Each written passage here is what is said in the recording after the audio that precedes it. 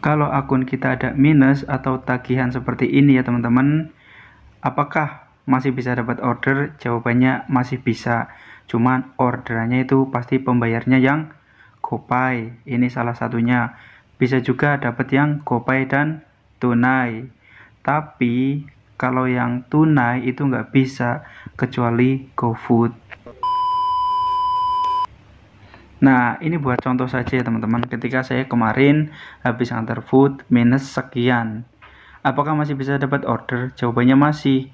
Kalau food kita bisa dapat lagi, tapi kalau GoRed dan lain-lain belum.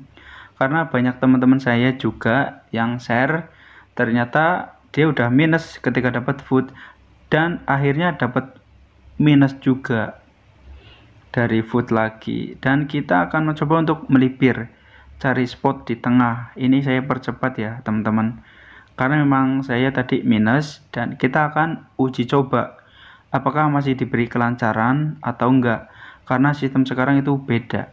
Dan di sini saya akan mencoba nahan di perumahan Geraha Asri.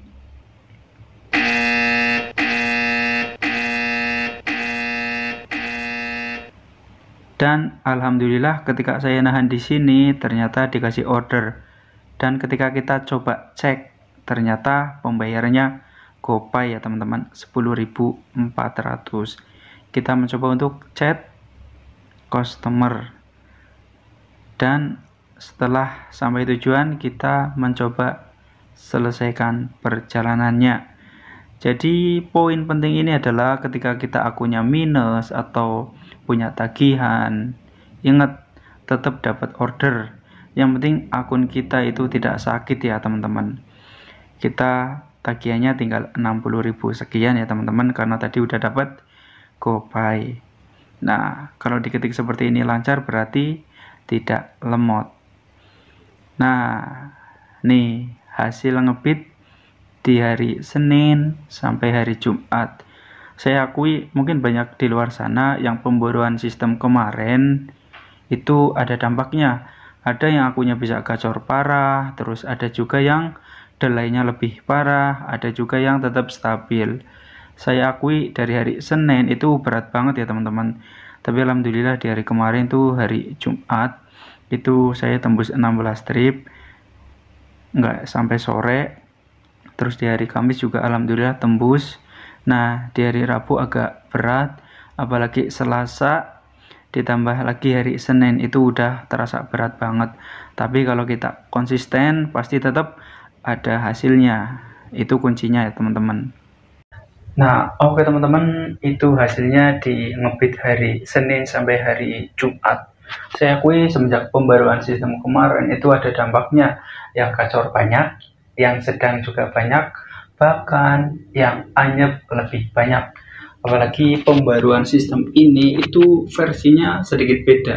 Kenapa saya bilang beda? Karena kita kalau saldonya minus atau kita punya tagihan, kita masih dapat order lagi. Bahkan tagih tunai lagi dengan catatan kita main food.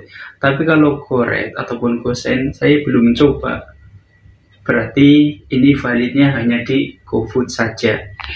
Nah, ini saya menyarankan kepada rekan-rekan semua, dan kenapa kita yang namanya mau fokus satu akun itu harus bertahan. Karena banyak di luar sana yang saya pantau di lapangan, banyak juga yang gacor, nggak stabil. Itu ketika orderannya lagi menurun seperti ini, beliau pada main 2 akun, bahkan 3 akun hingga lebih, 4 atau 5. Karena kalau sistem Gojek ngebaca akun kita on off apa enggak. Maksudnya kita kadang on bid, kadang off bid. Terus jam siang apakah kita on bid, kadang off bid. Nah itu tetap kebaca.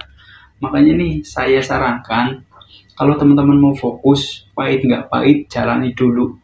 Itu juga prinsip saya teman-teman. Makanya saya kalau akunnya lagi delay parah, apakah saya main 2 akun, bahkan lebih enggak. Karena saya udah tahu konsepnya Gojek seperti apa. Kalau lagi down berarti memang salah satunya orderan lagi menurun. Seenggaknya mencari 200 itu masih kekejar. Lain cerita kalau mungkin tidak pernah tembus yang namanya 100.000 dalam sehari. Nah, itu lebih parah lagi. Kita harus koreksi akun kita sendiri, kita harus koreksi di lapangan seperti apa. Apakah para driver banyak nongkrongnya atau banyak geraknya.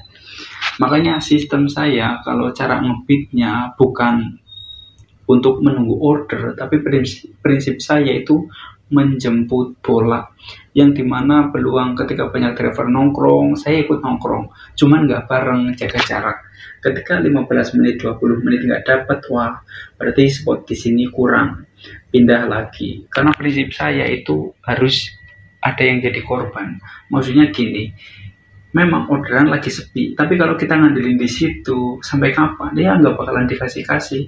Makanya kita harus mengorbankan pengeluaran, entah itu bensin, terus kita capeknya, makan minumnya, pasti banyak jajannya, karena kita benar-benar cari spot terus. Nah, enaknya di Gojek kalau sudah stabil, kalau lagi berat, wah kita jungkir balik, mau on bid dimanapun tetap nggak bakal dikasih kalau akun kita belum terbaca, apalagi riwayatnya itu masih belum tembus di atas 300 setiap hari.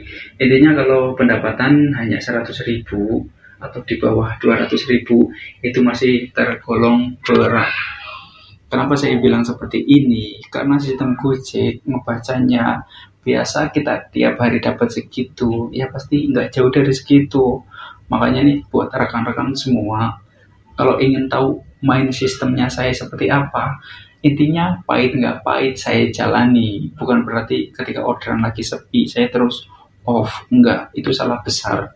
Karena bagi Gojek kita kalau akunnya lagi orderannya sepi kita offbid, ya yang ada tambah nyungsep.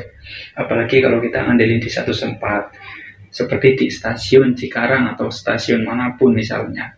Karena bagi saya stasiun adalah tempat, bagi saya itu horor.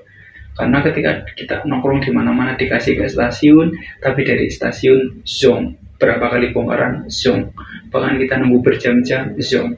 Nah, terus kita giliran balik atau melipir langsung dikasih orderan lagi ngantar ke stasiun. Nah, itu yang harus dikoreksi. Berarti akun kita nggak ngangkat di stasiun. Saya kalau di stasiun itu nggak bertahan lama ya teman-teman. Maksudnya dalam hal nongkrong atau nahan. Karena apa? Saya yakin ordernya banyak, tapi kalau akun kita nggak dianggap, buat apa kita untuk nahan di situ? Lebih baik kita minggir atau misah. Intinya harus menjauh dari tempat itu. Karena akun kita itu lebih mengangkat di luar daripada di stasiun. Oke teman-teman, terima kasih. Salam satu aspal dan tetap semangat.